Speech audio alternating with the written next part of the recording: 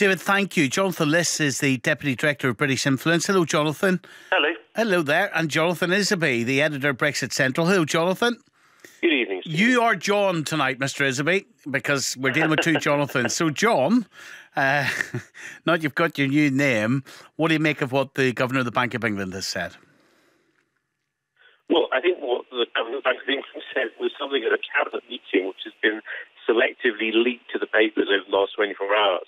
And I think what David was saying just there put it all into context. The Bank of England has these kind of beyond the worst scenario stress testing models out there, and what apparently he was talking about at Cabinet earlier in the week wasn't actually a specific Brexit-related piece of analysis.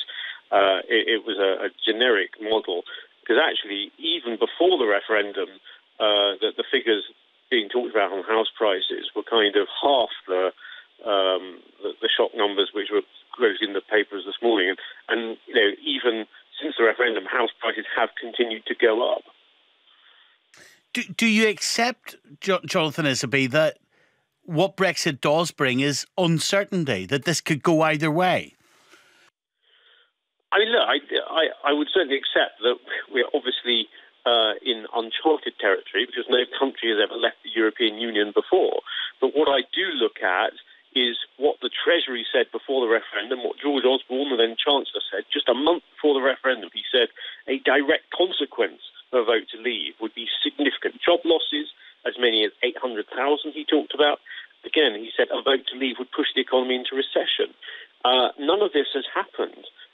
We've seen in the last few days, you know, employment at record levels, unemployment at lowest levels for decades. The economy has continued to grow. And yes, there is some uncertainty, which is why the government needs to get on with securing a proper Brexit deal as quickly as possible. And you know, that's what they need to do. But I'm afraid all the people who are talking about these doomsday scenarios are all people who didn't like the result of the referendum in 2016. And you know, some of whom are saying there should be another referendum to try and reverse that first result. And you know, that, if anything, is causing uncertainty and concern amongst the general public. Whereas I would prefer to see people say, OK, we had a vote, let's get behind the government and secure the best possible deal in the national interest. Jonathan Liss, are we being too negative about Brexit? In some ways, we're not being negative enough, because when we look at sort of what Mark Carney is talking about, Mark Carney is actually treading a very fine line, because he knows that the Brexiteers like Jacob Rees-Mogg are after him, and so he's having to sort of temper his comments to some extent. I mean, obviously, we have to be very, very mindful of where we are going right now. Where we are going is something that's going to be despised by Leavers and Remainers alike, because Chequers is the bare minimum of what we're going to end up with. So that's going to be hated by Leavers and Remainers because it gives us EU integration without any say, and Remainers will hate it because it will make us lobbyists and rule takers, which no one voted for. And it's only going to go in one direction, because Theresa May is going to have to concede more and more. So really we have to be... How do you know she's going to have to concede more and more rather than win more and more? Because it's about power, and everything that we've seen so far in the negotiations has been her giving more and more to Brussels. So she said that we wouldn't pay any money in the divorce settlement, for example, we wouldn't pay a big sum, and then she conceded that. There wasn't going to be a need for a transition period, and now there's going to be a transition period. Originally in the negotiation sequencing, she said that there was all David Davis said there was going to be the fight of summer, and that was conceded within the first day of negotiations. So we know that the EU has the upper hand. They have a lot less to lose than we have, and this is always a process of us meeting their position, not the other way around. Jonathan Isaby? Well, it's always good to hear people on the Uber Remain side saying that they don't like the Chequers proposal, because I think that does demonstrate that there is a very broad range of opinion across Remain and Leave sides that the Chequers proposal is not faithful to the referendum result, doesn't allow the country to take back control, particularly of our laws, because of the common rule book that it would envisage of the UK accepting EU rules.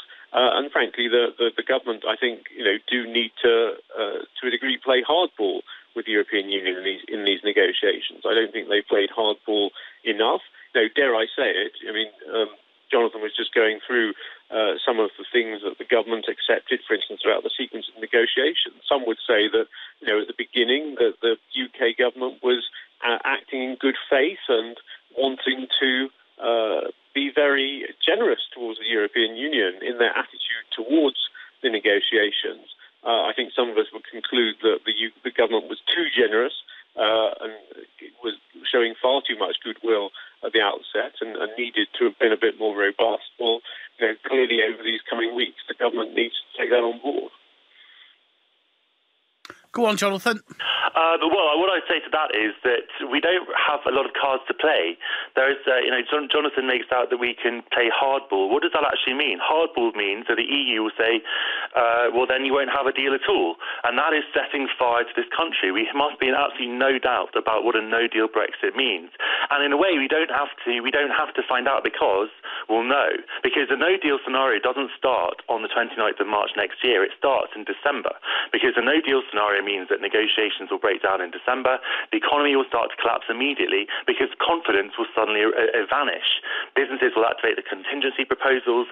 We'll have a sort of mass big name walkouts. Like Nissan, for example, will almost certainly decide to leave this country if there's a no-deal scenario. EU citizens will begin to leave en masse. The pound will start to plummet very quickly. And if there was any public support for a no-deal before that, that would quickly vanish, and Theresa May would have to go begging for a deal in Brussels, effectively. So no-deal scenario is not going to happen. And by the way, Parliament doesn't support it either. There are plenty of Remainers... Well, you said no-deal scenario is not going to happen. So what happens if there is no deal? Well, what I'm saying is we don't have any cards to play because we can rule out no deal from the get-go. That means there will be a deal. And because the EU is much bigger, richer, more powerful than we are, they have less to lose than we have. And everything we've seen in negotiations so far, the UK will be going to the EU position. So the UK will have to concede much more to get to the EU's position, and that will almost certainly mean a fully soft Brexit, single market and customs union, or else regulation barriers in the Irish Sea, which will be against Theresa May's other red line of keeping the UK economically linked, and it will also infuriate the DUP. So there's really nowhere for her to go. Every single thing that she does, she falls. Of course, the other option is to, which Jonathan will hate, of course, is to have a people's vote, because if the people can't be satisfied by anything, if Parliament can't agree on any kind of resolution, it makes sense for the people to have another look if this is what they really want to do. Well, first of all, I don't see, you call it a people's vote, I call it a second referendum. I don't see that happening, not least because it takes about a year to organise one of those. There is absolutely, I think, in the country no desire to have another vote. The first one, I would concede, was divisive. I think telling people you've got it wrong, you've got to vote again, will create even more divisiveness and bad feeling around the country. But more generally, I'm always disappointed to hear people talking down our country like Jonathan just did, saying how weak we are against the European Union. We're the fifth largest economy in the world. In these negotiations, we remain in a position of great strength in terms of the trade surplus. It would hurt the European Union far more than it would hurt us if we did have to go to a position where tariffs were to be introduced on trade between the EU and the UK. But then you look at things like, our universities, our scientists who, I want there to be continued cooperation between the UK and the EU in those areas. But those are areas where, we have the best universities in the whole of Europe, where the European Union is going to want to be able to do that deal with us. In terms of the money, it's quite clear that the European Union is already spending that £40 billion. They need that money, and there's absolutely no guarantee that they would get it if there's no deal. We start from, and we remain in a strong position in these negotiations, and we shouldn't forget that. Why on earth have we conceded every single major point then? Why did we concede on the transition period? Theresa May said a few weeks before the summit that freedom of movement would end in 2019. Then obviously she had to go back on that. Why do we concede on the divorce settlement? Why do we concede on the sequencing of negotiations? We do not start from a position of great strength. And I also take exception to this idea that I'm talking Britain down. I am being realistic. It is not doing anyone in Britain any service by claiming that we are on the level of the EU in terms of power, economy, or might. We simply are not. This is about being honest with people, about being realistic about where we stand in the world and about what we have to lose. There's nothing patriotic rhetoric, about lying about our country and about our status. I'm simply stating a fact about where we are in the power dynamics, and everything that's happened in the last 2 years has borne that out. Now, the EU is absolutely clear on its red lines about the single market and about the customs union. The UK has its red lines as well. So what we've seen so far is that the UK has gone over to EU position, and I see no reason why that would change now. What you're saying, Jonathan, is really going back to 2016 lines that the German car manufacturers will tell Merkel to get a good deal. They've already said that won't happen. The EU needs us more than we need them. That's simply not true. If we have a no-deal scenario, that means grounded aircraft in the UK, not for the EU. Here we go. This is a fact. We have to tell people what the actual realities are of a no-deal scenario. A no-deal scenario means that we cut the UK off from all its EU infrastructure, which it's been standing on for the last 45 years, and which has assisted the seamless running of our country. Now, it's fine if you want to advocate a no-deal, that's fine, but please be honest about it. Well, let's let Jonathan Isaby reply. This stuff about grounded aircraft is just the epitome of the scaremongering nonsense that we hear from people desperate to try and reverse the referendum result. Because the idea that aircraft are going to not be able to land in this country suggests that exactly on the other side of it, our aircraft won't be able to land in Europe. Now, are you going to tell me that European Union countries will be perfectly happy to not accept the millions and millions of tourists from the UK to their countries every year, the millions and millions of business people who fly to Europe to do business every year? I mean, it's absolute patent nonsense that would be allowed to happen. Jonathan, how does our aviation work at the moment? Are we under the aegis of the European Aviation Safety Agency, or aren't we? Look, the Civil Aviation Authority in the UK is one of the biggest in the whole world. That's not the question, though. And there will, if there needs to be a bilateral agreement between the UK and every single EU nation, then that will happen. Well, how long will that take? Well, no, you need to know how long that will take. That would take years, and the EU's already said it's a non-starter. It wouldn't be ready for the 29th of March next year, which means you're basically saying that we can go for maybe 6 months or a year without bilateral agreements. The European Union has said quite clearly, and Philip Hammond, the actual Chancellor of the Exchequer, has confirmed that there will be grounded aircraft. For you to say that I'm scaremongering is simply dishonest. I'm stating the fact. You have to be honest about what you're saying to us. What you're saying to us it is impossible for the UK to leave the European Union. The politicians over the last 40 years have got us into a position that is inescapable. I mean, it's absolute nonsense. No, I'm not saying it's impossible. I'm saying it's very, very damaging. And I think that it's wrong for you to say that we can leave without a scratch on us.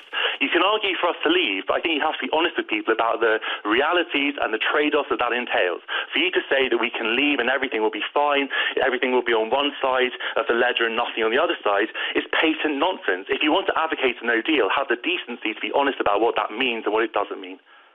I don't think anyone's saying no deal is the ideal situation, but as the head of the World Trade Organization has said, it would not be the end of the world. But it's hardly what people were voting for. They weren't voting for the end of the world. Were people voting for a no deal, or weren't they?